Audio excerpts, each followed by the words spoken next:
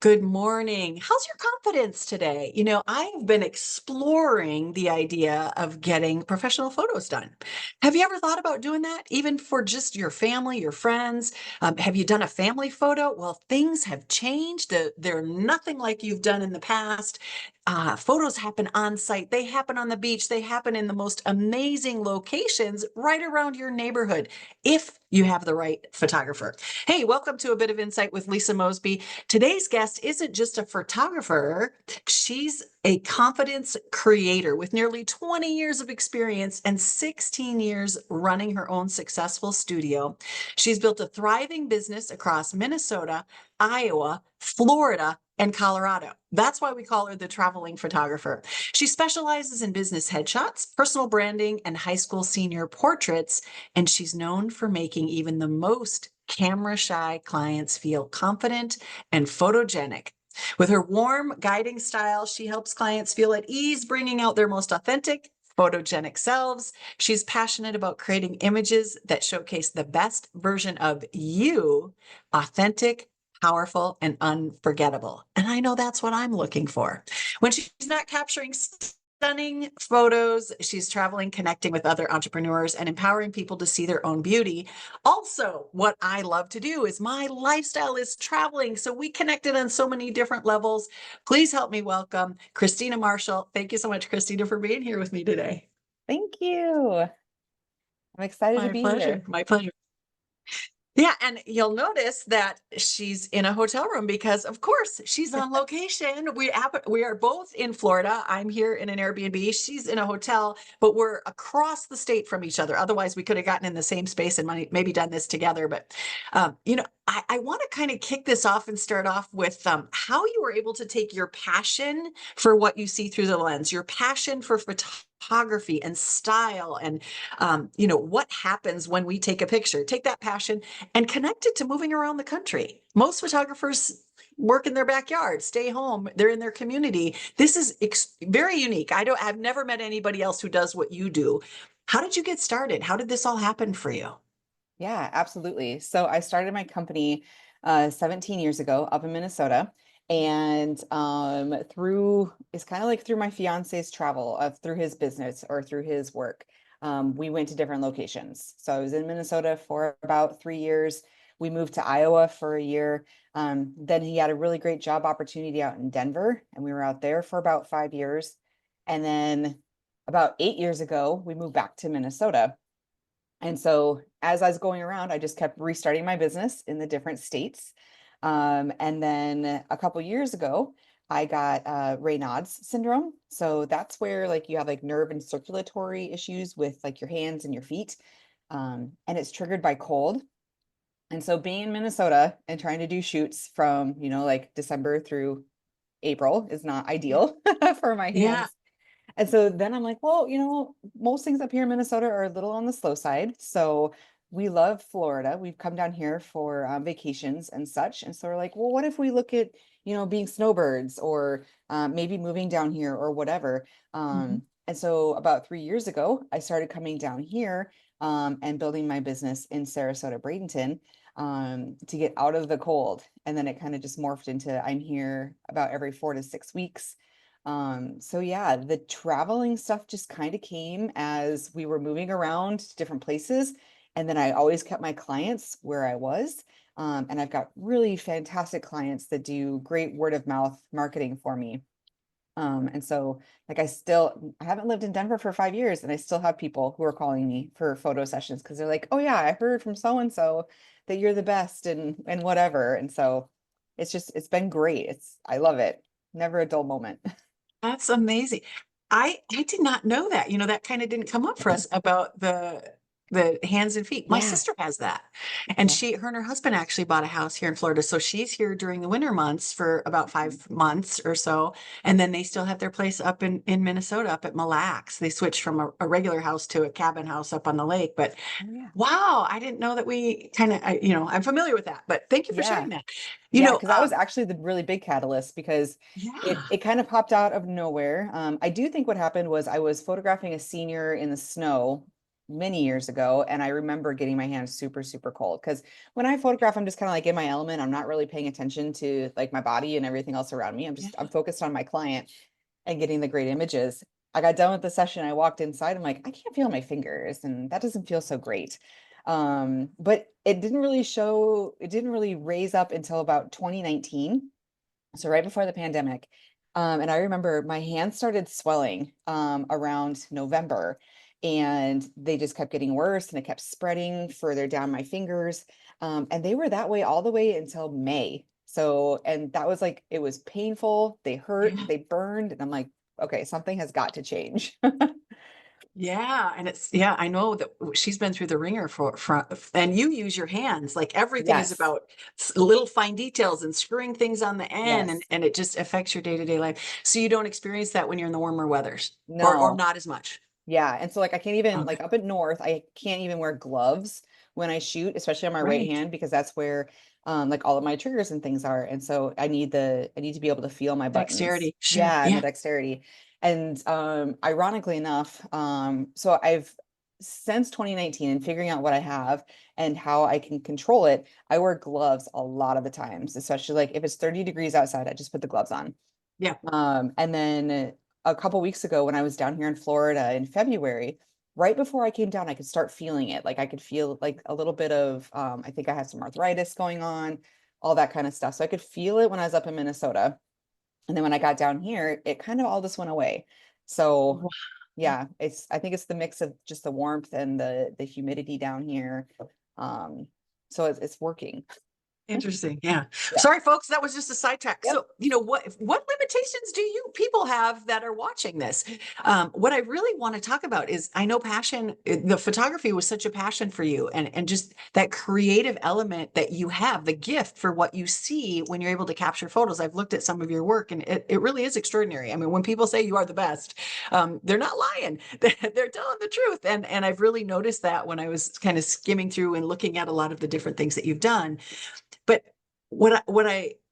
because we have so many entrepreneurs watching this, and I know the challenges for me when I go to different communities, how do you show up for like at networking events? Like, how did you to break into some of these markets to start to build that clientele? I know now you're working off of referrals because you've been doing it long enough, but can you give some guidance to the entrepreneurs that are watching? If they have a passion, what do they need to do to start getting out of their day job and into that side gig to connect with folks, to start to build a following so that they can live their passion?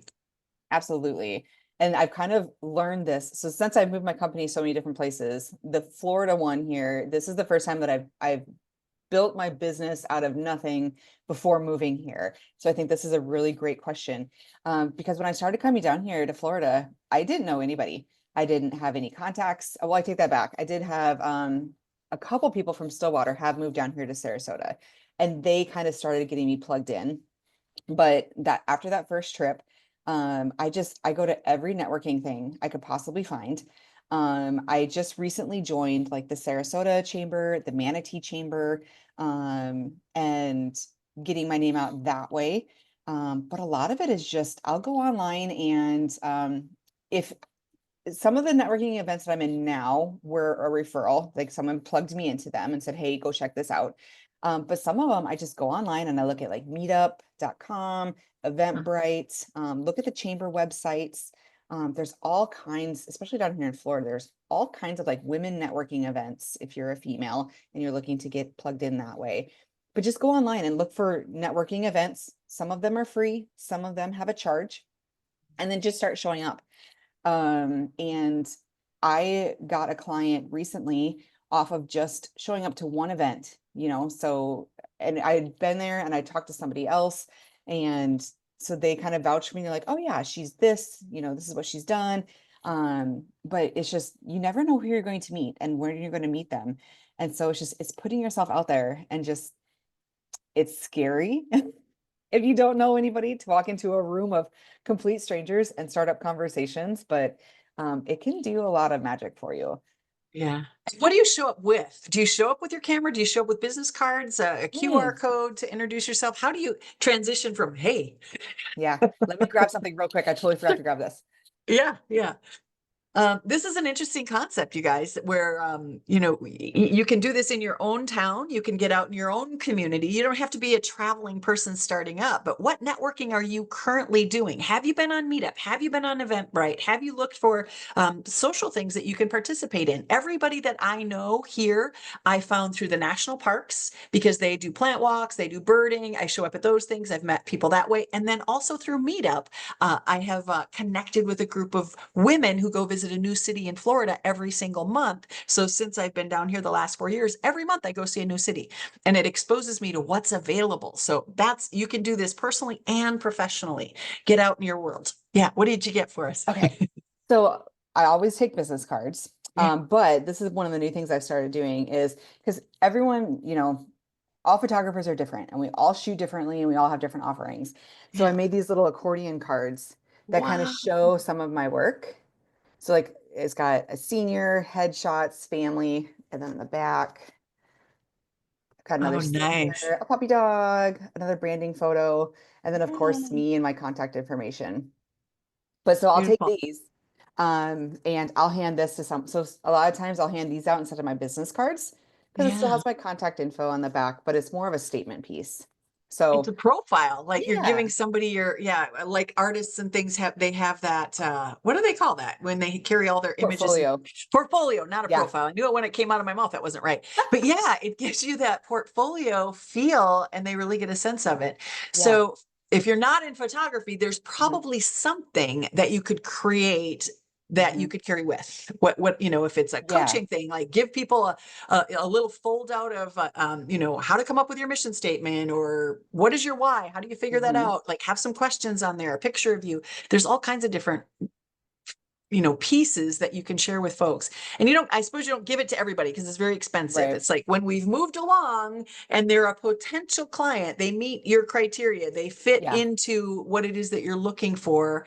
Those are the folks that you would spend that there. And then how do you get people to exchange contact information when you give them that, so that you can follow up with them? Do you Hmm. ask for their business card? Do you use a QR code?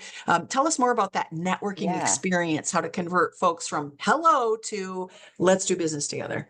Absolutely. Because if you are at a networking event, you are getting lots of cards and people are giving, they're the people that'll just come up to you and hand out a card and you have no idea who they are or what they're doing. Yeah. So what I do is I'll start up a conversation. I don't ever start with my business card. I'm like, I just want to get to know you a little bit. So I ask them what they do, ask some personal, like something about like, hey, like, did you watch the Vikings last weekend or anything like that? Or are you a Yeah. Vikings fan or Yeah. whatever pertains. Um, and then, yeah, I'll exchange the business cards. So a lot of times I'll wind up asking for it, be like, hey, do you have a card? And then, oh, Okay. here's one of mine, if you want one. And then what I try and do is after every networking meeting, I'll go home and I'll set out all of my business cards that I collected and I'll make notes of people because a lot of times they've given me a lot of like great, just little personal details that I would like to try and remember. So I have, like for Florida, I've got a spreadsheet of who I met, any of the details I can remember about them, where I met them at, so that down the road I'd be like, oh, yes, I remember meeting you at XYZ. And then I will follow up with each one of them with an email because people do, they just get so many business contacts and business cards that the magic sauce is following up and just making those connections and then setting up like on a one-on-one. Like I've got two one-on-ones this afternoon from people I met the last time I was down here. And are those face to face for you, or do you do them virtually? If I'm down here, I try and do them face to face. Yeah. I do have a couple that I have lined up next week that I couldn't get in this week, and so those will be on Zoom. Yeah. So I just kind of meet wherever. There's no Beautiful. if it's a phone call, however I can make connections with people. Is there a percentage of your workday or percentage of your time that you do the networking and then one-to-ones? Like how does your week break down so that you still get the work done that you need to do, your Right. sessions, your editing and all of those things. But how do you break it down? Do you plug it in? Do you time block? I would love to try and time block. I understand the concept of this. Yes. Yeah. And I think it can be a very powerful tool. But the problem with me is because I do travel, no 2 weeks ever look the same. So what I try and do is I set up the days I want to have shoots, and I'll plug those kind of in and keep those as so I don't fill everything with networking or whatnot. So I'll Yeah. plug those in, and then I'll plug in like the days off I want, and then I'll plug in the days where I know, like I'll do one day where I need to do editing. Because like I've got my process down pretty good. So like after a photo shoot, I've got some tools and things that I use that the editing from session to ordering appointment doesn't take as much time. And then on the Mm. back end, after the ordering happens, I actually have people like retouchers and things like that that I send those images off to so that I'm not taking time to do that. They can do that. And it frees me up for more networking.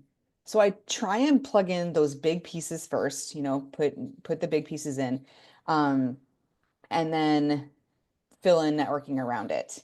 Now, when I'm in Florida, that all goes out the window. It's a little different down here because I'm still building my business. So like this week, it's back to back networking. And I think I have right now, I still have like one or two people I need to book in. I have 14 meetings from yesterday to Friday. So it's like 3 to 4 meetings every day, and I'm all over the place. I'm going from Bradenton down to Venice. There's travel time in there. So that is a little bit more challenging. Um, and when I start building my clientele a little bit more up here, down here, and I have more sessions, I think the networking then will shift, and then I'll be very much more strategic of these are the groups that are really fruitful for me to go and be a part of. So those will get time blocked in, and then the other ones I'll be like, oh yeah, I'm in the neighborhood and I got time, so I'll plug that one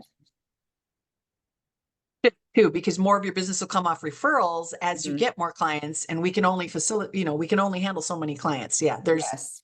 400 billion, or what is it, 4 billion women in Yeah. the world. We can't serve them all, so you pick the ones that you No. can. I'm thinking women. I know your clients are men, women, and children, everybody. You're open to anybody, but for me, I primarily focus on women entrepreneurs, and I can't serve them all, but I have to pick my places where I can. Yeah. Have you found that there are challenges in this, like building your brand, creating a brand identity because you're not there all the time, where a lot of times you see billboards or you see bench seats with realtors' names on them. People are able to build their brand. And do you use social media, digital marketing in any way to build that brand and network online? Yeah, great question. Because each industry is a little bit different. And so I'm finding that each market is a little different too, right? Mhm. So, like in Iowa, it's a super small town. Everybody knows me, so I don't have to do as much marketing there because I think I might be the only photographer in town. But it's a super small town. So that Yeah. place I don't have to do a lot of marketing. But like down here in Florida and up in Minnesota and Colorado, I would say too, there's a lot of different photographers. So standing out, in the sea of being a photographer can be challenging. And I'm sure it's the same thing with like if you're a coach, a coach or a Mhm. real estate agent or a banker. I mean, there's a ton of people out there that do the same thing you do. And it all comes down to like your personality and like, do you click with that person? And so the best marketing that I have found that works best for me has been like the connection marketing and getting face to face with people and getting people to know who I am, and know, my personality and if we jive together. But I definitely utilize some social media. I do have a girl who helps me with my social media, so I'm making sure I'm posting consistently because that's a full-time job in itself. But yeah, I find like I don't do a lot of like the billboards or the even magazine Yeah. ads and things Yeah. like that, just because it's so widespread. I like to be more selective because I'm a little bit more of a higher end photographer, so I don't do a lot of volume. I do, I try and do about like 6 shoots a month, so that I can really focus on my customers. And so, yeah, it's a lot more selective, because, yeah, and even with the networking down here in Florida, I mean, you could network yourself to death. There's something Yeah. going on every There's so single much. day. I So know. it's easy to fall down that rabbit hole. Yeah. But yeah, I think it's just finding like where your clients are. One of the things I do with one of my higher up sessions for branding, for like headshots and personal branding for businesses, is we talk a little bit about like your business and who you're trying to attract. And I want your images to speak to those people so that we're not, because most people are finding you online, first off. And so it's like, are your photos hitting? Are they making the connection that you want them to make and are saying what you want them to say when they see your image? Um, so we do a little bit more of a deeper dive into your branding and be like, okay, well, who is your target audience? Where are they? Where are they going to find you at? And then let's put your, images and your dollars into that. Beautiful. Um, so how do you think that traveling has enhanced your work as a photographer? Because I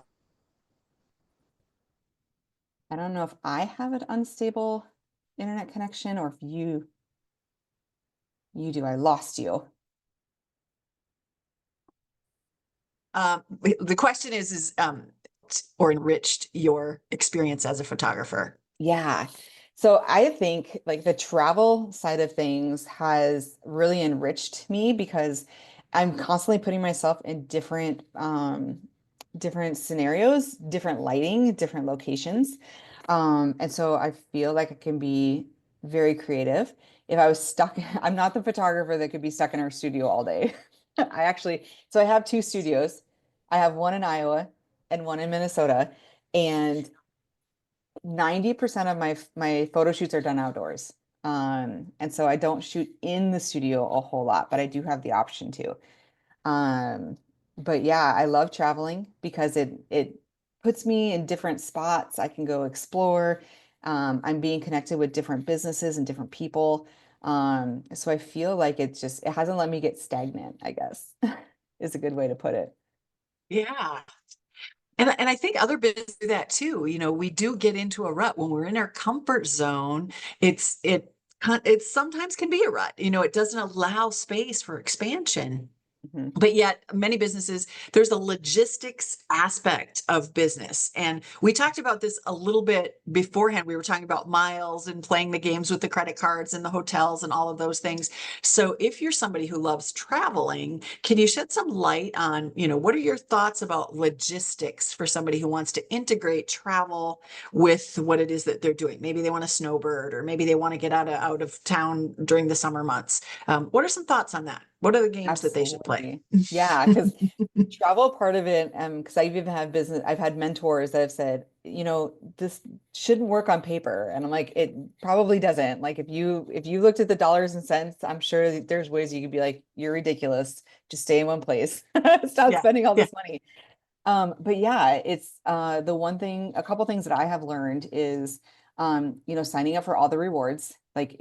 I try and stay at Hilton hotels a lot just because then all of my points are in one spot. One look. Yeah. Yeah, and versus, I've got a Marriott account and I'll stay there if I need to. A lot of times when I'm coming down here to Florida, I'll pull up, Hilton site, Marriott site, see what deals are to be had or who's more expensive or who's cheaper. There's also places, like you can look at Expedia and all those kind of things. The downside to like the third party ones, which I have found out, is if, for instance, as a Hilton member, so I'm a Hilton Honors points member, Okay. if I book a Hilton hotel through Expedia, I don't get the points and I don't get the perks, nothing. It is what it is. And so I spent a week down here in Florida at a Hilton hotel, and then I go to check out and I'm like, I don't see my points. And they're like, you didn't get any because you booked through Expedia. And I'm like, dang it. So pros and cons. But I have decided the best thing for like one of my business tools is to have like a Hilton Amex card. And then I put Mhm. all of my business spend on that. So like all of my lab charges, all my retouching, anything that I need to put on a credit card, I can put on that Hilton one and then be racking up Hilton points that I can use. Because like coming down here to Florida, it's a little tricky because you have peak season and then you have slow season. And so like right now they're in peak season because it's spring break. So everything is more expensive.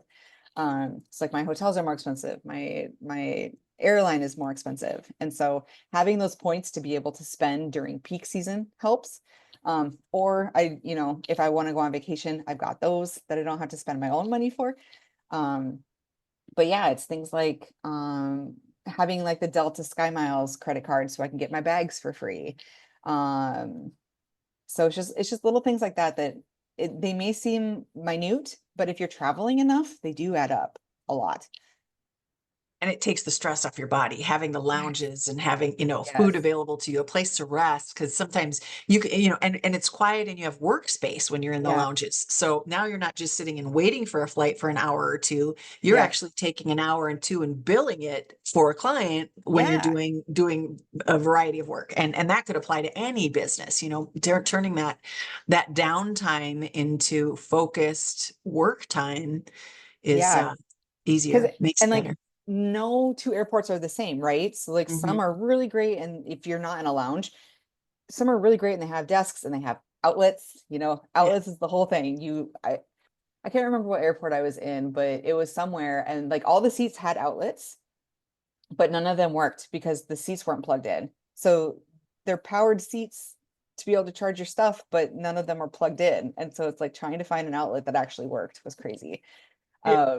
And You so usually find people sitting on the floor and tucked yeah, in a corner. And yeah. yeah, I've Why noticed is that everyone too. sitting over here on this pole? Oh, it's the one outlet in the whole section at the gate. Yeah. So yeah, like another trick that I have started doing is because I used to be a very loyal Southwest person Yeah. because I would be flying from Denver to Minneapolis. Had two bags that flew for free. It checked all the boxes for me. But then when I started coming down here to Florida, there's no direct flight from Minneapolis to Sarasota or Tampa on Southwest. I have to have a layover. And I had been doing so well that, I'd never, knocked on wood, had a delay, no cancellations on a two-leg trip. Well, then one trip I was coming down here and I got stuck in Baltimore for my 6 hour layover turned into 24 hour layover. And I had like three cancellations, five delays, and um I wound up and I had to, in order to get to Sarasota, I had to hopscotch the next day to try and get there. And it was so stressful. And I got here before my client session, so I was still okay. But it was like after that, I'm like, okay, I need a direct flight. And so then I started flying Delta because Delta could get me directly from point A to point B.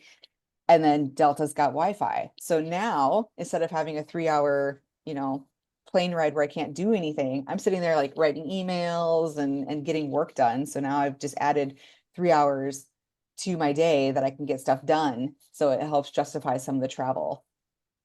Yeah. It gives a new meaning to remote work. We think remote work is just Yes. from home, but remote Yeah. work is literally from anywhere in the world if you have the Yes. right tools, the right technology, and you've thought ahead to make sure that you have all that with your chargers and your phone, the things to Yep. plug in. Yeah. Yep. Let's talk more about your business. Okay. Can you share a memorable experience from your travels that maybe affected you personally and professionally? Like any profound moments? You've been doing this for a while, so Yeah. I'm sure some things have come up that were kind of like light bulb moment.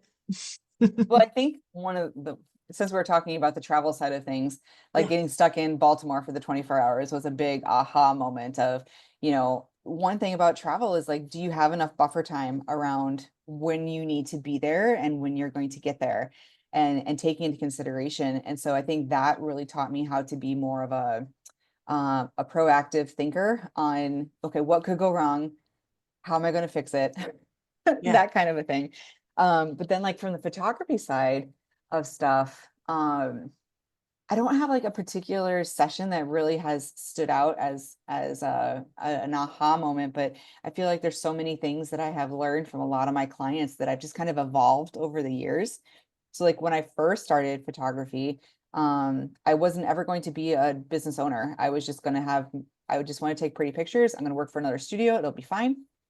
And then in 2008, I had just started with a new studio, and then the recession hit, and I was the last one hired, so the first one fired. And so then I sat on unemployment for a little while, trying to figure out, okay, what's my next step? Where am I going to go? And then I just started one day. I said, I've got the gear. I have a photography degree. I know everything. I have the knowledge. And so I'm like, let's just start something now in the interim while I wait for the next job, next studio to hire me. And then here I am 17 years later, and I never expected to be in four different states. That wasn't one of the plans. And so it's just kind of a fun evolution to see where I've been and where I've gone. And we don't know the answers when we start, but No. we have to start. And a lot Yes. of time, I hear that so often, especially people in the healing fields, the wellness fields. Mhm. Yeah, my mom got sick. So then I decided to learn all about, healing the gut. Or Mhm. I had a child that was born with something and I didn't want them to have to be on their medicine for the rest of their life. So I learned about nutrition and supplementation and diet and environment and chemical Yep. free living. Like I hear that from so many people that sometimes if you're paying attention and you're not afraid, you get out of fear, the perfect opportunity starts to show up, whatever Yeah. that is. It might be a side gig that leans into your passion. It might be an opportunity out of your trauma or your experience. But that's how a lot of businesses get started. And it's such a beautiful thing because it brings out who we are. Mhm. Uh, where do you see, aspirationally, where do you see your business going? I say that was, we're kind of a product of our environment, but yet we have dreams, we have desires, we have stretch goals, things that we want to accomplish. I know that you're engaged and maybe there Yeah. might be a family in the future. You never know. What does that look like with your business as it is now? Do you have any kind of dreams that what it might look like in the future? What are those aspirations? Absolutely. So I think it's, especially as entrepreneurs, we're always dreaming and we're always, I don't know, setting goals and going off of those, and then they all evolve, right? They do. And so I think like the one of the things I have right now is just I have been um in the last 2 years, I've kind of done a shift on my business to kind of scale back just a little bit because I had gotten to the point where I was being a volume photographer. And I did, in one October, I did 30 photo sessions across 4 states. And I got to the point where it's like, I can't do this anymore. I don't want to do this anymore. And it's like, I want to slow down a little, but I want to like feed into my clients more and give them better service and make it more about them. And so, part of that, like I said, is the scaling back, um, but being more meaningful with my clients, Mhm. and taking it to the next level there. And then on the personal side of things, I think a big goal and aspiration is to have like um, a house down here in Florida and a house up in Minnesota, and making that balance work and having more of a personal business life balance kind of a thing. Because up the last 16 years, 17 years have been business head down, Yeah. and all that kind of stuff. And it's like, okay, it's we're in a good spot. Let's let it run its course a little. Yeah. And we do need that focus, especially for those people that are thinking about getting started with their side gig or turning their passion into something. It's no joke. You need to focus. There needs to be Yeah. dedicated time, even if you're only doing it for 10 hours a week. Those Mhm. 10 hours, if you're working a full-time job, maybe early in the morning, they may be late at night, they may be weekends. You plug it in wherever you can when you're growing. But Yes. there does come a time when you've built it up and you can move into it full time. Or even if you love your full time job, but you want this side gig for retirement, we Mhm. can. You talked about some of the tools and how you outsource different Mhm. things. So it doesn't have to be all about us. And I think a lot of entrepreneurs get lost in that. They're doing the administrative tasks and they're outside of their zone of genius.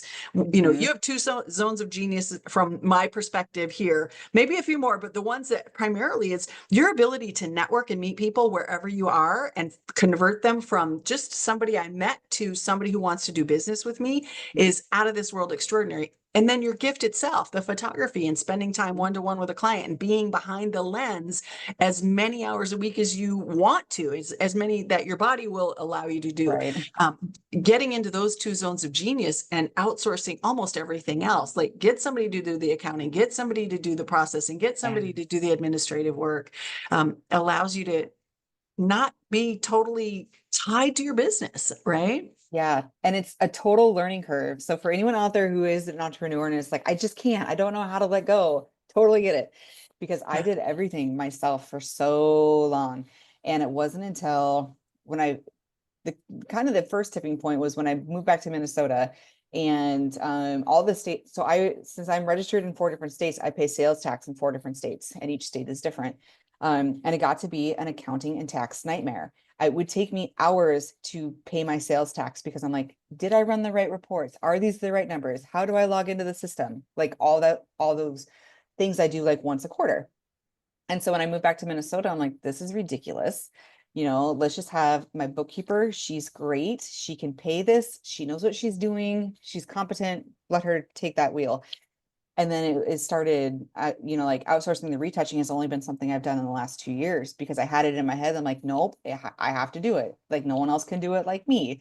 Yeah. And then I figured out, I'm like, no, if I just train the right person and teach them what they want and how, or what I want and how to do it, then we can take that off my plate.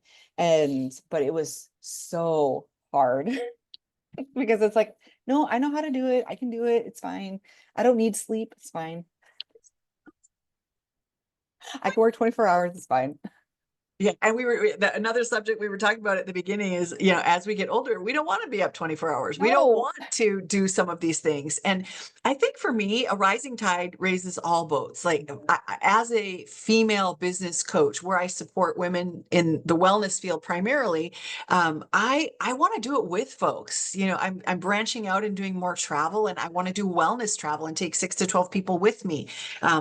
We could invite people into the world. Once we've created the structure and the foundation, and we found the tools and we implemented processes, we get to decide how we want to impact the world and the people in it, the people in our lives. You and your fiance get to travel together. He's doing his business, you're doing your business. Not all the time, but you've incorporated some of these lifestyle features into your lifestyle. And it's not difficult, but it does take a concentrated effort finding the credit cards and all of those things. Any final thoughts for people listening? This was a jam-packed few minutes, 35 minutes or whatever we've been on here, jam-packed with details. And I want to spread this out to people who want to incorporate their passion in their travel. Do you have any final thoughts for folks, considerations they may want to make or take? And we'll wrap this up.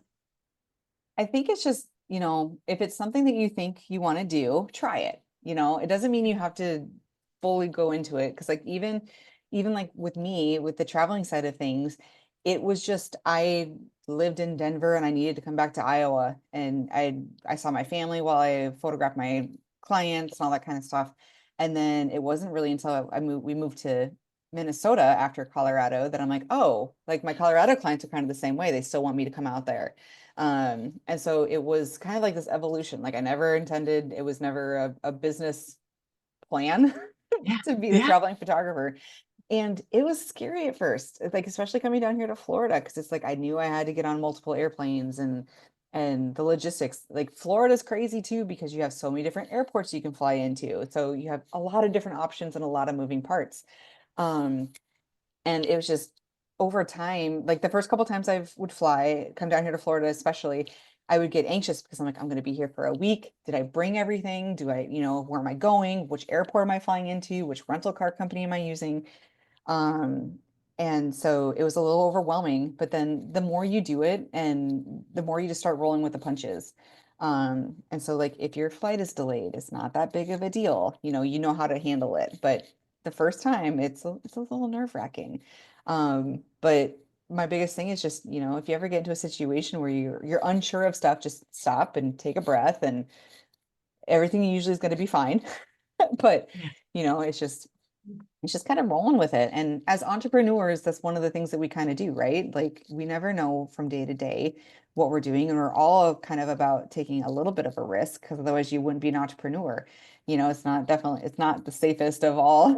It's never a guaranteed paycheck. So it's kind of embracing that and just saying, yeah, if it's something you want to explore, just try it and see if you like it. And if you don't, then don't do it again. Yeah. Some personalities are built that way. They don't, I don't do well with four walls and fluorescent lights. Even Yeah. when I'm, in an office, I was like, oh, crack the window. I need fresh air in here. I can't breathe. And I camp a lot. And people are like, aren't you getting too old to camp? It's like, no, it's what grounds me. It's, Yeah. find what brings you joy and what you need. Thanks so much for this conversation. This was amazing. Yeah. Where do people find you if they want to get in touch with you? I'm all over the social medias. So like my website is KristinaLynnPhoto.com. I'm on Instagram. I've got two different Instagram accounts. One is Kristina Lynn Photography. So that's my general account. So it's got a little bit of everything on there.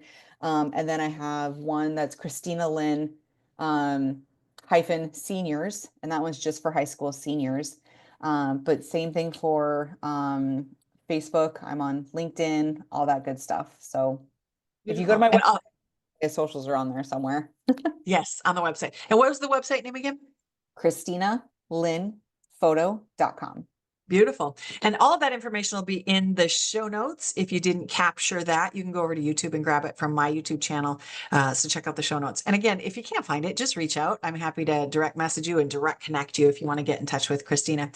I hope you enjoyed today's episode and we shed some light on turning your passions into profits. How can you travel? How can you do what it is that you love to do with a little bit of thought, a little bit of detail, setting up some processes? This lifestyle is available to anyone who wants it. Go back and listen again. There was so much information in here that will help guide you through this process. I know you can do it. If you need a little help, always reach out to me. You can go to lisamosbey.com and book 30 minutes with me. We'll talk about your business and how you can show it better on social media. Let me help you with your branding. And we'll even brainstorm on some ideas on how to pull that passion into your business. Thanks, everybody. Come on back next week. Bye.